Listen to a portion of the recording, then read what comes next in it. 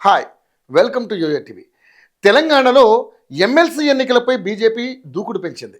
మిగతా పార్టీల కంటే ముందే అభ్యర్థులను ప్రకటించింది. కరీంనగర్, నిజామాబాద్, మెదక్, ఆదిలాబాద్ గ్రాడ్యుయేట్ ఎమ్మెల్సీ అభ్యర్థిగా అంజిరెడ్డిని ఎంపిక చేసింది. కరీంనగర్, నిజామాబాద్, మెదక్, ఆదిలాబాద్ టీచర్ ఎమ్మెల్సీ అభ్యర్థిగా మల్కా కొమరయ్యను బరిలోకి దింపుతోంది. నల్గొండ, వరంగల్, ఖమ్మం టీచర్స్ ఎమ్మెల్సీ అభ్యర్థిగా సర్వోత్తమ్ రెడ్డి పేరును బీజేపీ ఖరారు చేసింది. అయితే పట్టభద్రుల స్థానానికి జిల్లాకు చెందిన బీజేపీ సీనియర్ నాయకులు తీవ్ర ప్రయత్నాలు చేశారు. మాజీ ఎమ్మెల్యే గుజ్జుల రామకృష్ణారెడ్డి, కిసాన్ మోర్చా మాజీ జాతీయ ప్రధాన కార్యదర్శి పొల్సాని సుగుణాకర్రావు గడిచిన 4 నెలలుగా ఎన్నో ప్రయత్నాలు చేశారు.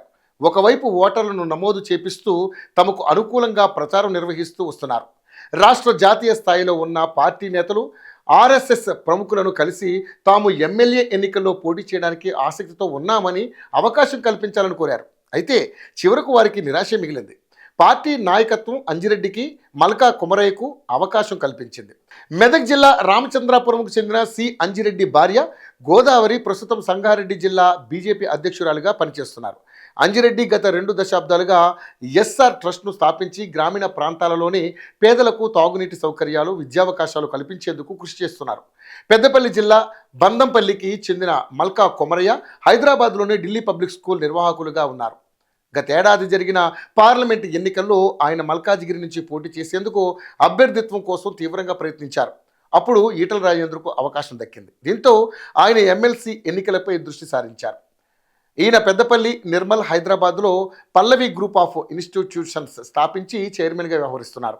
పార్టీ నాయకత్వం వీరిద్దరి అభ్యర్థిత్వాలను ప్రకటించగానే టికెట్ కోసం ప్రయత్నించిన సుగుణాకర్రావు, గుజ్జుల రామకృష్ణారెడ్డి తీవ్ర అసంతృప్తి వ్యక్తం చేశారు.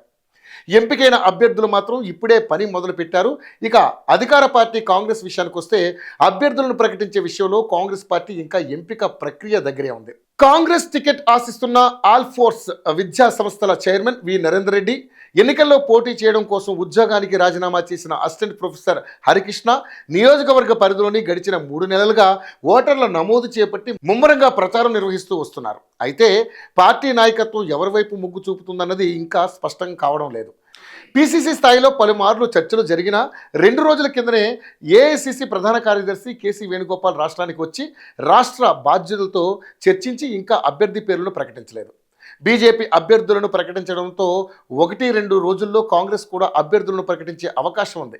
ఇక బీఆర్ఎస్ విషయానికి వస్తే కరీంనగర్ మాజీ మేయర్ సర్దార్ రవీందర్ సింగ్, ఐఎంఏ నాయకుడు డాక్టర్ బిఎన్ రావు కాంగ్రెస్, బీజేపీ ఆశావాహులకు ధీటుగా నియోజకవర్గ పరిధిలో సభ్యత్వ నమోదు, ప్రచారం చేపడుతూ వస్తున్నారు. అయితే బీఆర్ఎస్ పార్టీ పరంగా ఏ రకమైన సన్నాహాలు జరగడం లేదు. దీంతో అసలు ఈ ఎన్నికల్లో పార్టీ అభ్యర్థులను పోటీలో నిలుపుతుందా లేదా అన్నది చర్చనీయాంశంగా మారింది. అయితే పార్టీ నిర్ణయం ఎలా ఉన్నా కాంగ్రెస్ ఆశావాహులుగా ఉన్న నరేందర్ రెడ్డి, ప్రసన్న, హరికృష్ణ, బీఆర్ఎస్ ఆశావాహులు రవీందర్ సింగ్, బిఎన్ రావు ఇండిపెండెంట్లుగానైనా పోటీలో ఉంటారని ప్రచారం జరుగుతుంది.